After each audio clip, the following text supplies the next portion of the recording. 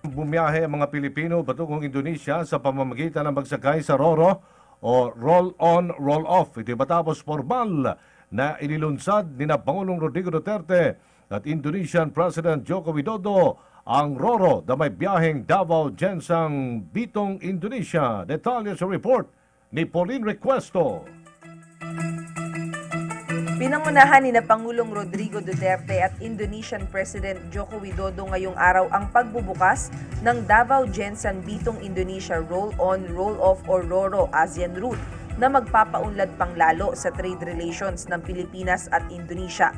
Ayon kay Pangulong Duterte, ang pagkakaroon ng ASEAN RORO route ay isa sa mahalaga niyang commitment kay Widodo nang bumisita siya sa Indonesia noong nakaraang taon. Malaki rin anya ang maibibigay na oportunidad ng naturang proyekto para sa bansa.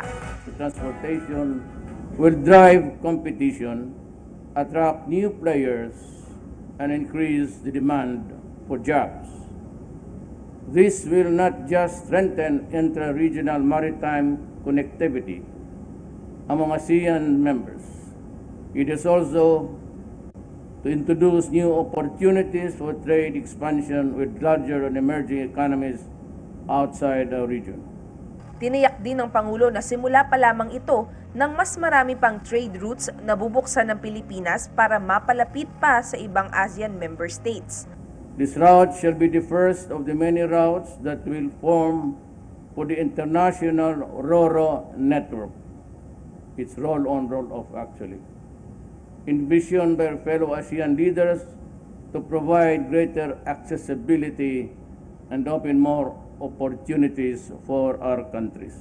Ikinagalak naman ni Widodo ang pagbisita niya sa hometown ng Pangulo, ang Davao City.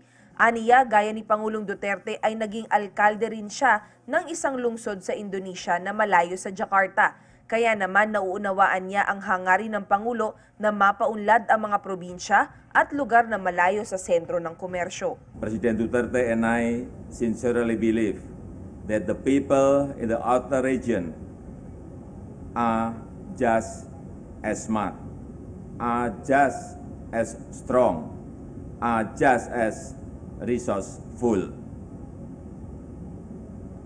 as the rich people in the capital cities. They only need one thing only, and that is to be given a chance. Pagkatapos ilunsad ang panibagong ruta, nagsimula ng maglayag ang MV Super Shuttle RORO Ferry Service na may kapasidad na 500 TEU o 20-foot equivalent units. Inaasahang makakarating ng Bitong, Indonesia ang mga goods sa May 2 matapos ang isang araw na paglalakbay. Di hamak na mas mabilis ito sa kasalukuyang Manila to Bitong via Jakarta route na inaabot ng 3 hanggang 5 linggo na shipping time.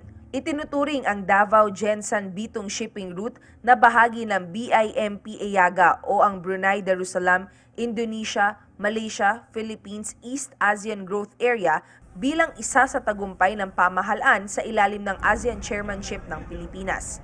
Para sa PTV News, Pauline Requesto, Davao City.